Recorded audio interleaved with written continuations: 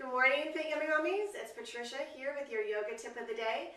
Today we're doing a pose called Uttanasana, which is standing forward bend, but it will be with the feet parallel.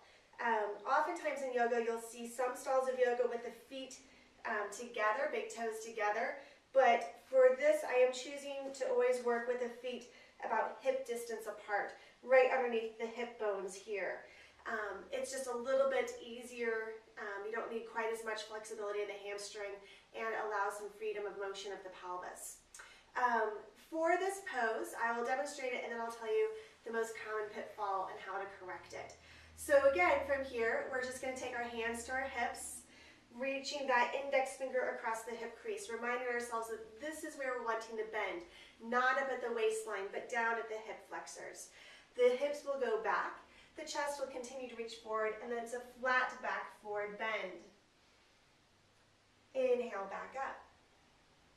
Now, to give more support, we're going to give a slight squeeze of the feet towards the midline, hugging into the center. This gives a tone to the inner thigh, which will help stabilize the pelvis as you're moving. So it's an invisible motion, but you should be able to feel it. You're not actually moving your feet, you're just slightly hugging them in, like the big toes are going to curl, reach into the center. And then from here, exhale the hips back, chest leans forward, shoulders stay on the back, and lengthening the spine. You're only going to go as far down as the hips will allow you to. It should give a nice hamstring opener, glutes, and maybe even a little bit of the low back.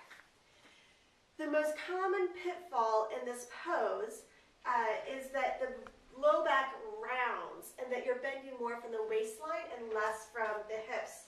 So what that would look like from the side is that you would bend from here.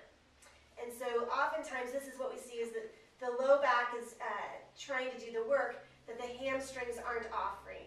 And so then you feel like you can't get as far, or when you do, it just keeps rounding up here instead of from the hips.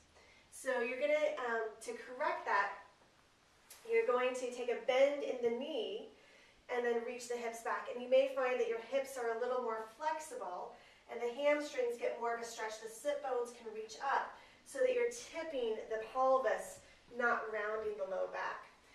The rounding of the low back, the reason why that's a little bit of a pitfall, is if you keep overstretching your low back muscles, it makes the vertebrae, the discs more vulnerable to be more bulging. So if you're concerned about a bulging disc or a herniated disc, if you've had back issues before, this is really important for you because you probably already have tension in the hips and hamstrings that are making you want a C curve. Instead, it should look a little bit more like an L.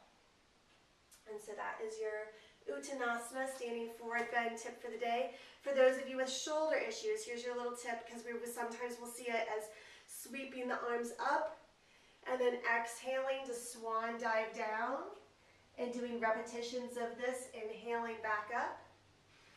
You don't have to use the arms. You can just let them rest at your hips.